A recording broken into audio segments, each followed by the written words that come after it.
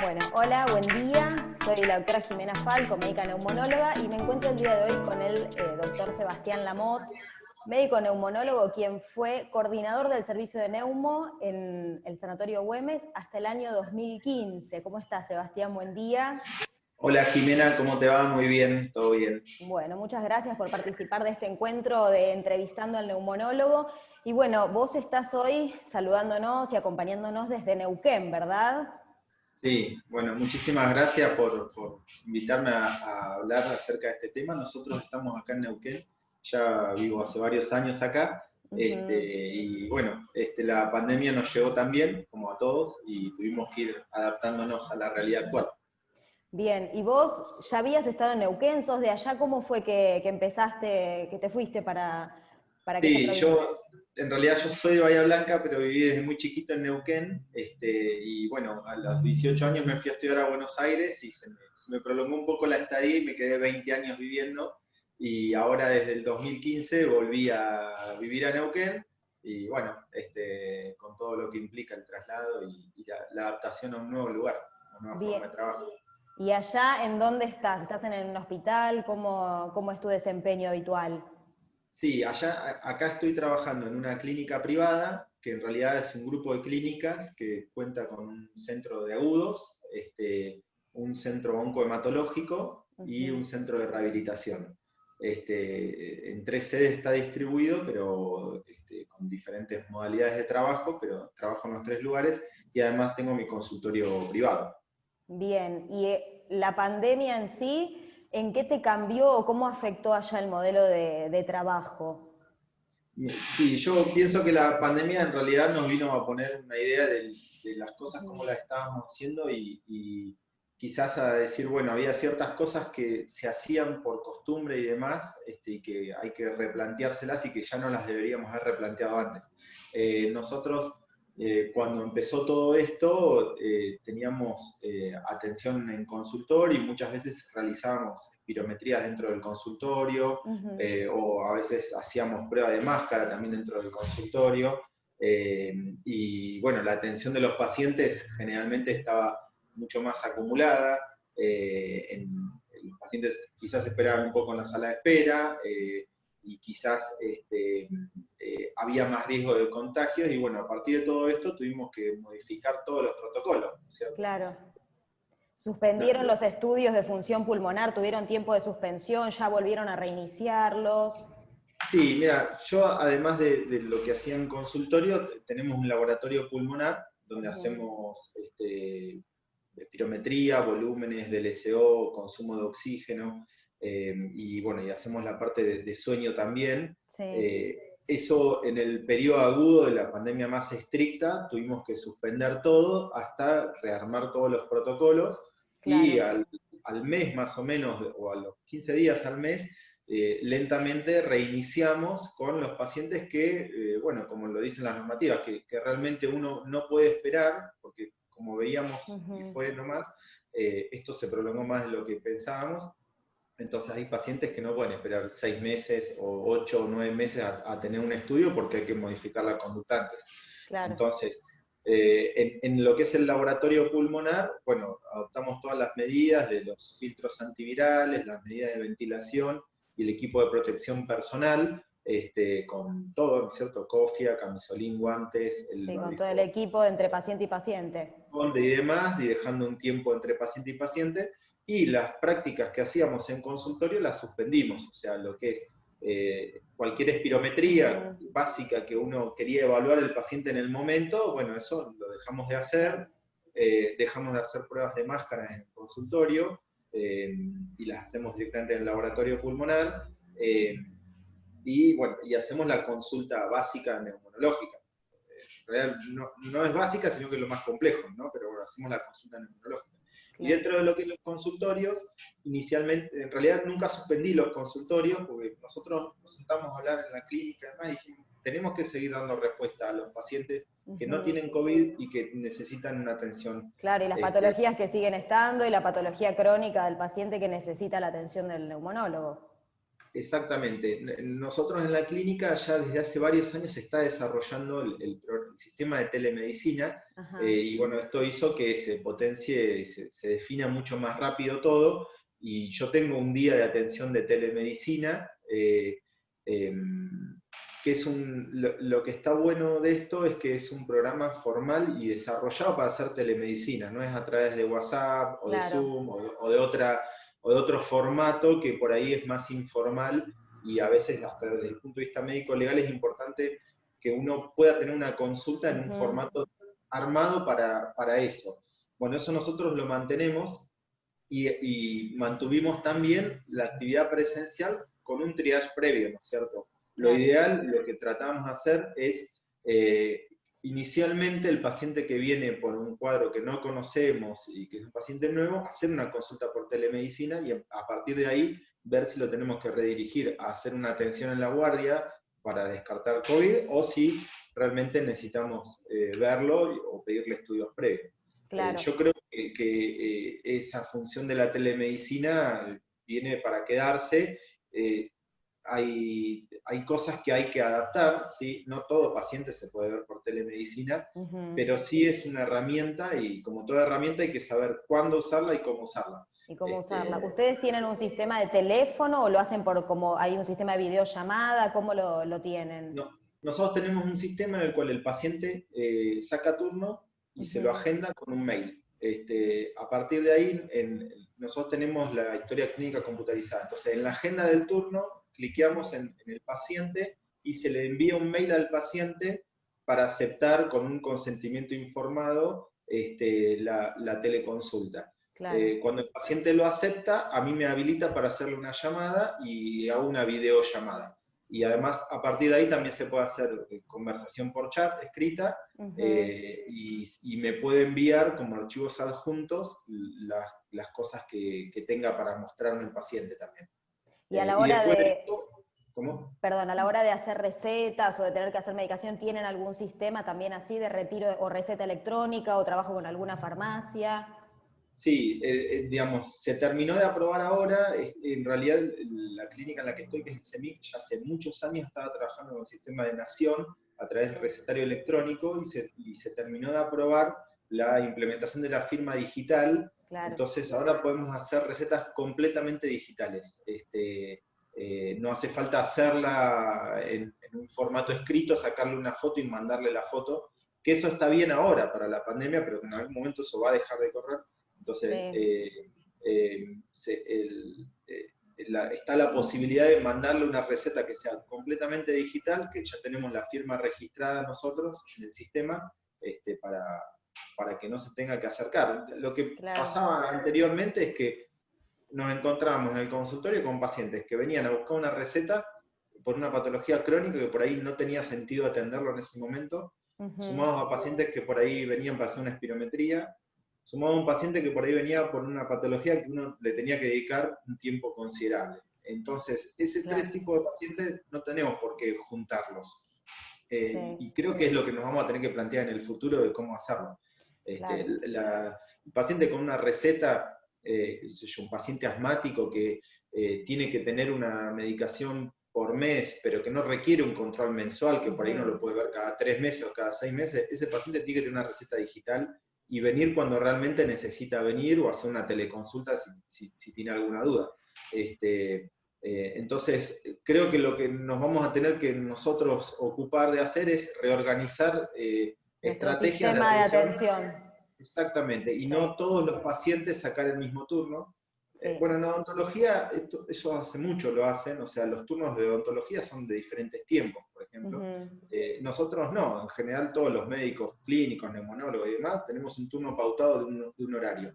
Y a veces eso hace que el paciente termine esperando mucho tiempo en la sala de espera porque no podemos organizar bien los tiempos. Claro, si es un Este, primera vez, si es un paciente crónico, es verdad, es como que se juntan todos los pacientes y eso Está está todo bueno lo para mismo. organizar. Exacto. Entonces, esto nos vino a pegar y a decirnos, bueno, estábamos haciendo las cosas, no Ujú, sé si la palabra es mal, pero la estábamos haciendo de forma desorganizada y es una buena forma de, a partir de acá, organizarse de otra manera. claro.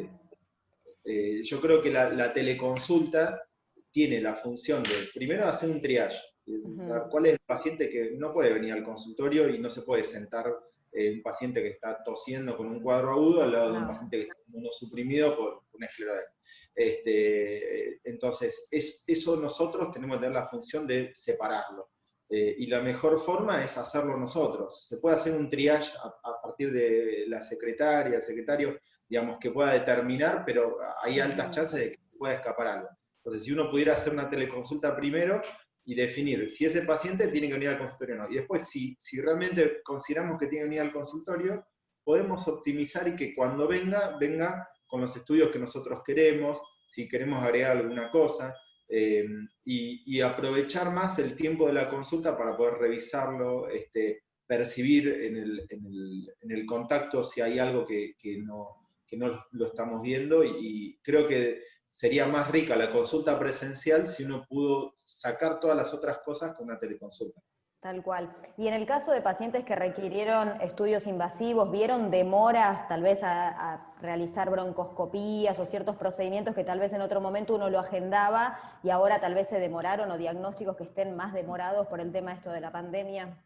Sí, digamos, las broncoscopías no, pues las hacemos nosotros, y realmente lo mismo, seleccionamos los pacientes que realmente había que hacerlo y a esos pacientes los hicimos. Por ahí el procedimiento que no dependía de nosotros, sí, dependía de las rutinas de cada institución. Por ahí si mandamos a hacer una punción guiada por tomografía, bueno, ya son tiempos que en ese momento nosotros todavía no lo hacíamos, entonces no lo manejamos. Y sí hubo demoras, digamos, hubo mucha desconexión inicialmente en el acceso a los turnos de los pacientes. Claro.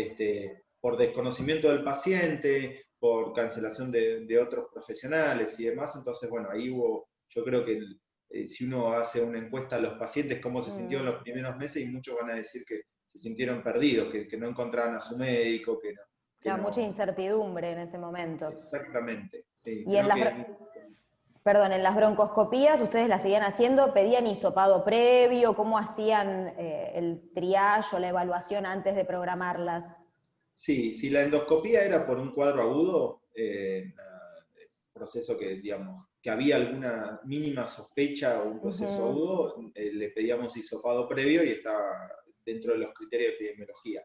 Ahora, si era para un control específico de, vamos a suponer, una laringoscopía por un paciente que se tiene que operar de un tumor de cabeza y cuello, bueno, en esos pacientes no le pedimos hisopado previo, porque no lo tenemos dentro del protocolo de nación.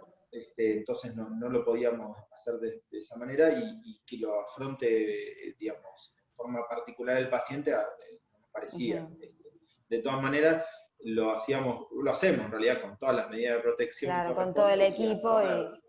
Hasta ahora hemos tenido suerte. Pero bueno, ahora sí cambió los protocolos de la clínica en la que estamos, en la cual todo paciente con sospecha de un proceso tumoral o un proceso agudo en el cual no se puede digamos, definir un tiempo previo como del cuadro clínico, se hace hisopado previo. Claro. En esos casos sí. Pero si bueno, no. Yo personalmente pienso que es algo que se debería haber puesto como criterio previo a la endoscopía, pero quedó muy a la de cada neumonólogo, cada endoscopista que logre conseguirlo, o que tenga que ver y decir, bueno, tuvo subfebril o alguna cosa.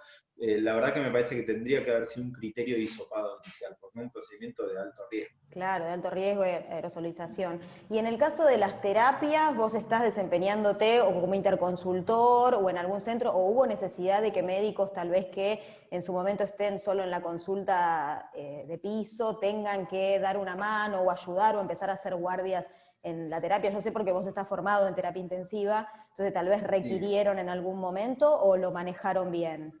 Sí, nosotros en realidad todavía estamos en el pico, ¿no es cierto? Entonces todavía estamos en ese periodo en el cual nuestra clínica es, digamos, el sistema de salud de Neuquén organizó las clínicas privadas y las clínicas públicas en 3 fases, según la cantidad de pacientes. Y en cada fase iba reclutando diferentes clínicas.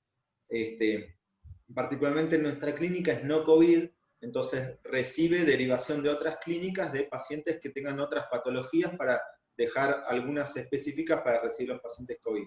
Entonces, nosotros tuvimos mucho trabajo en la terapia, en la clínica y demás, de recibir otro tipo de patologías. Y está previsto que en caso de que exceda también a esas clínicas, bueno, incorporarse como centro COVID, o inclusive también se planteó la posibilidad de que algunos de los médicos de terapia vayan a dar ayuda desde el punto de vista del personal a los hospitales públicos. De hecho, se estaba planteando que quizás a partir de septiembre alguno de los médicos de la terapia iba a ir a dar respuesta en base a cómo vengan ellos.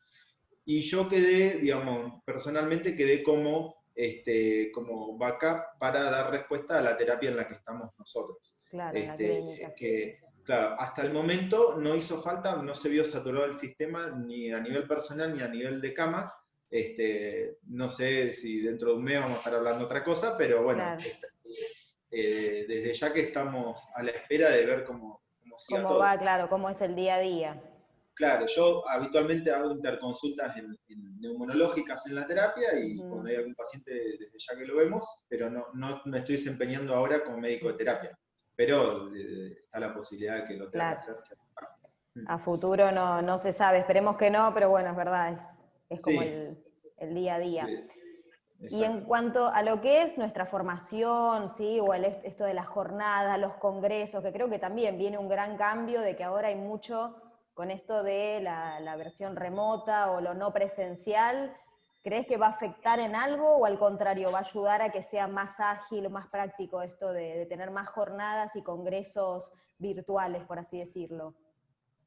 Yo pienso que es un gran avance que podamos tener educación a distancia con el formato que sea, pero digamos, ya sea con jornadas, con charlas específicas de un tema y demás, el traslado de gente todo el tiempo, de médicos y demás del interior y de otros lados, genera que mucho suspensión de consultorios, de prácticas, un gasto que no tiene sentido muchas veces, y la verdad es que inclusive se puede acceder a mejor información porque hay posibilidad de traer a speakers que por ahí no se podrían trasladar. Entonces me parece que es algo que se está tratando de implementar hace mucho y que con esto lo mismo, o sea, se terminó de definir. Ahora, sobre eso, también considero que hay un riesgo de sobreinformación. Claro.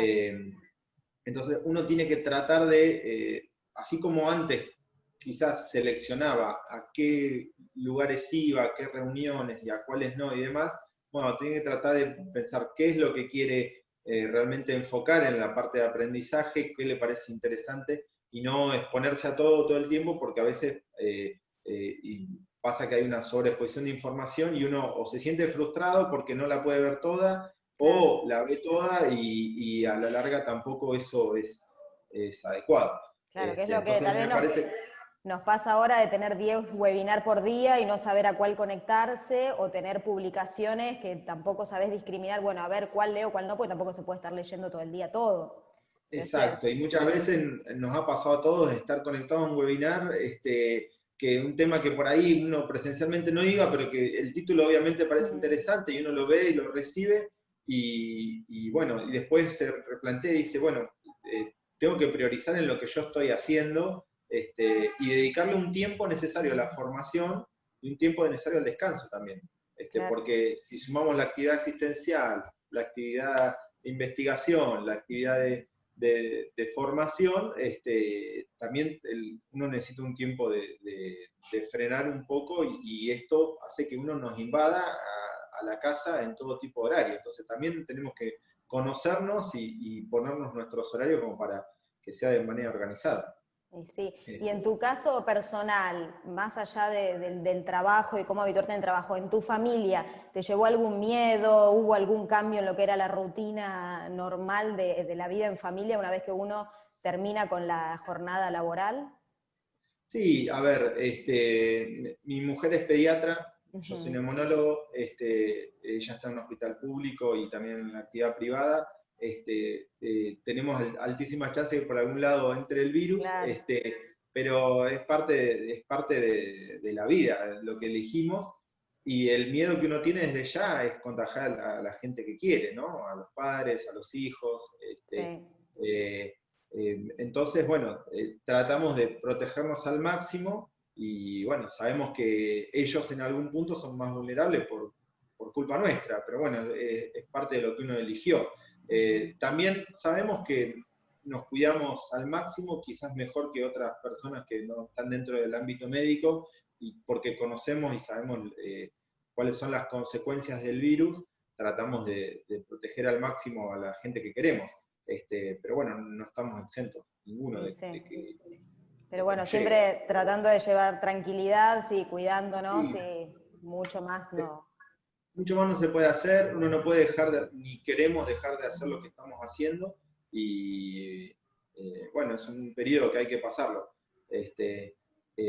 Yo creo que igual a la larga vamos a sacar algo positivo de todo esto, de replantearnos un poco cómo es la actividad nuestra Sí, laboral, lo que es consultorio, lo que es laboratorio pulmonar, lo que es endoscopía. Creo que las endoscopías no van a ser lo mismo que eran antes. no, ya lo creo que no. Exactamente, lo mismo las espirometrías, yo creo que ya no va a poder hacerse una espirometría entre paciente y paciente porque tiene asma y uno quiere saber cómo está. Creo que esos estudios va a haber que reorganizarlos, y también me parece que es una buena oportunidad para replantearse los espacios físicos en los consultorios, los policonsultorios. Sí, Muchas veces, a ver, el policonsultorio tiene el beneficio económico para el sector privado de concentrar una secretaria, un espacio físico con muchos consultorios, pero no sé si todos los lugares tienen planteado el espacio de la sala de espera como corresponde a la cantidad de consultorios. Entonces, también esto nos viene a decir, bueno, o sea, tendríamos que generar una normativa más clara de los espacios generales que requiere cada policonsultorio y demás. Muchas veces los pacientes terminan estando en pasillos, y no en una sala de espera amplia, ventilada y demás. Y después la consulta médica, sea neumonológica o de otra sí, especialidad, está siendo en algún punto, digamos, desestimada por esto de que viene una consulta para una receta, viene una consulta para otra cosa banal, y en realidad todas esas cosas uno debería redistribuirlas de otra forma, ya sea por telemedicina y demás, y darle el lugar que se merece a la consulta presencial. Con el tiempo que se merece, con los estudios, digamos, de tal manera que uno pueda darle una respuesta y que el paciente se sienta seguro. Quizás hace falta hacer 2 consultas por telemedicina, previas o posteriores, y una bien presencial, presencial. y capaz que para el paciente es mucho más productivo eso, y para nosotros seguro también. Sí, y también el tiempo, ¿no? Que uno, porque a veces uno dice, bueno, son 15, se anotan cada 15 minutos los pacientes o cada 20 minutos, y pasa esto, también esto de replantear qué tiempo le vamos a dedicar, cuánto tiempo es la consulta, ¿no? Exacto, cuando vos anotás ahí el paciente, no sabes si ese paciente es un paciente que viene para un control de una receta y decir, ¿estás todo bien? ¿Sí está todo bien? O Claro, si viene de golpe un paciente con rales velcro y uno tiene que sentarse y decir, bueno, hay que frenar y tomar el tiempo. Y uno se lo toma el tiempo y frena, pero en el medio todos los pacientes que están claro. atrás lo sufren. Y no debería ser así. O sea, uno Ujú. debería poder organizarlo de tal manera de que el paciente es paciente, pero no tiene por qué esperar una hora una consulta o 40 minutos y demás. Si hay un inconveniente, puede pasar, nos puede pasar cualquiera, pero si es la regla esa, bueno, ahí evidentemente hay algo que estamos haciendo mal. Algo está Este, fallando. exacto. Ujú. Eh, pero bueno, yo creo que se va a sacar algo positivo de todo esto, y particularmente yo siento que estoy trabajando mejor, más organizado, Ujú. y redirigiendo estas cosas. Creo que hay que luchar contra el WhatsApp, el cual yo tengo muchísimos pacientes que hago recetas por WhatsApp, y muchas veces consultas, y esa es la famosa consulta de pasillo actual. Sí, Que no sirve porque siempre se nos pasan cosas por alto, y bueno, hay que tratar y para eso nosotros tenemos que redirigir esa consulta a un formato que sea más serio, claro. electrónico puede ser, pero que sea más serio, más programado. Y además también Entonces, lo que sabemos de la protección de datos, de lo que es información sensible de los pacientes, que uno a veces usa el WhatsApp para agilizar y para hacerlo más práctico, pero hay mucha información sensible que tiene que estar distribuida de otra manera y con otros medios. Es verdad que esto de la telemedicina es bueno que empecemos a impulsarlo y a trabajar, está buena la experiencia de ustedes y compartirla por ahí con otras provincias también y entre todos unificar criterios y empezar a trabajar mejor en esto, ¿no? sí, totalmente. Nosotros inclusive con el mismo sistema de telemedicina, si bien somos un hospital no COVID, desarrollamos un sistema de seguimiento de los pacientes COVID ambulatorios, en el cual le damos un kit al paciente con un saturómetro, un tensiómetro y un termómetro, y lo incluimos en este sistema de telemedicina, y a partir de ahí hacemos una consulta por telemedicina diaria. Hay una médica específica que está asignada a esto, y hay un sistema en el cual el paciente tiene que cargar los datos de los signos vitales, digamos, según nosotros lo estipulemos. Si decimos que lo cargue cada 6 horas, cada 8 horas, el paciente se conecta, lo carga y a nosotros, o a la médica que está asignada, le llega al celular los datos, Qué bueno. con un sistema de alarmas, de tal manera de que si bajó la saturación, subió la temperatura, le llega específicamente un aviso al celular a la doctora y ella lo llama y lo coordina. Y de esta manera se evita el contagio del personal y se evita el dejar un paciente con una patología que es potencialmente grave a la consulta solo telefónica. Entonces, creo que esto también es muy útil. Y otra cosa que también implementamos por telemedicina es la rehabilitación. Nosotros tenemos un servicio de rehabilitación que lo hacíamos presencial en uno de los centros, y bueno, a partir de todo esto, el gimnasio de rehabilitación quedó únicamente para los pacientes que estaban internados. Claro. Entonces, con la kinesióloga que desarrolla el sistema de rehabilitación, a través de formato de telemedicina, se conecta en una sesión ella de un lado y dos pacientes del otro lado, que son los dos pacientes que habitualmente veía en conjunto, y desarrollan las actividades y ella lo va controlando a la distancia. Y la verdad que los pacientes se sienten muy contenidos y mantienen la actividad física, porque si no, de otra manera, algunos lo hacen, otros no, pero no es lo mismo. Si claro, y tienen el estímulo, y sí, no es lo mismo tener el horario y el que esté del otro lado supervisando o escuchándolos, es verdad que estimula mucho más a que lo hagan. Seguro. Más que nada para los pacientes que estaban en rehabilitación y Claro. uno los tiene que mantener, es más sencillo. Quizás el paciente que tiene que iniciar la rehabilitación, bueno, ahí es más complejo porque uno no tiene tanto conocimiento de lo que Claro. puede hacer o no hacer el paciente. Bien. Bueno, vienen bastante bien allá en Neuquén. Sí, la verdad que Bueno, dentro de todo nos dio un tiempo para preparar todo esto y tratar de implementarlo. sí, Hasta ahora lo hemos logrado. claro. Seguro hay que mejorar muchas cosas, pero bueno. Seguro, pero están teniendo buenos resultados y es buena la experiencia de ustedes como para sí, verlo y ver qué podemos aplicar acá también, ¿no? Porque tal vez acá hay Claro, mayor caudal de pacientes, es más un lío, pero más está bueno difícil. escuchar lo que están haciendo en otros lados y empezar a tomar todos el mismo camino y que va a ser, Seguro. yo creo que va a ser en beneficio de todos. Así que bueno, Sí, gracias no, por favor, bueno, por el gracias a ustedes. aporte, gracias por tu tiempo, porque bueno, estamos todos atendiendo, pero bueno, es bueno saber que están, que comparten esta experiencia con nosotros. Y bueno, te agradezco, no te molesto más, pero bueno, Me molesta. me alegro que estén bien y bueno, después vamos a tener la charla, esta entrevista subida, para que lo podamos compartir todos, ¿sí? La experiencia de cada uno de los neumonólogos que están alrededor del país. Bueno, muchas Buenísimo. Bueno, gracias. Jive, muchas gracias a ustedes y bueno, ¿cómo están ustedes allá con los casos en el Güemes? Y organizándonos, sí hubo muchos casos, también tuvimos esto de mucho personal infectado, por suerte en el sanatorio no hubo nadie grave, pero sí varios aislados y esto demandó mucho más trabajo, pero también acomodándonos con la telemedicina, tratando de esto de la consulta remota, de trabajar con mails de recetas, pero bueno, también es algo que está empezando a acomodarse más ahora y creo que es lo que se viene para un futuro, Ah, así que trabajando, seguro. sí, en lo Y mismo. con las endoscopías tuvieron, Y al principio hubo, y sí, disminuyó mucho el número, hasta organizar esto de tener todo el equipo de protección, de evaluar bien a los pacientes antes de hacer la broncoscopía, si se puede claro, tener el hisopado mejor para evitar esto, ¿sí? Lo de los contagios y cuidar al personal de salud.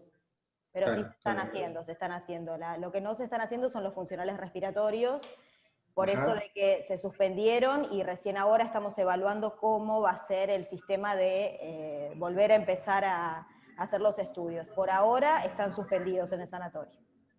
Claro, está bien. Eso sí, Y sí, nosotros los hacemos con el filtro antiviral, con todas las medidas de protección, digamos, obviamente ningún paciente agudo, claro. eh, y tenemos la posibilidad en que en el lugar donde tengo el equipo hay sistema de ventilación, entonces también entre paciente y paciente podemos ventilar.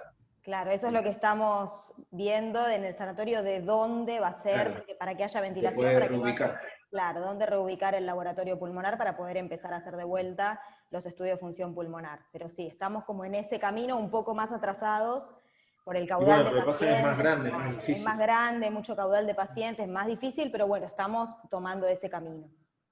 Claro, Así que buenísimo. bueno, esperemos seguir bien. Bueno, bárbaro. Bueno, saludo para todos y muchas gracias. Bueno, gracias a vos. Hasta luego.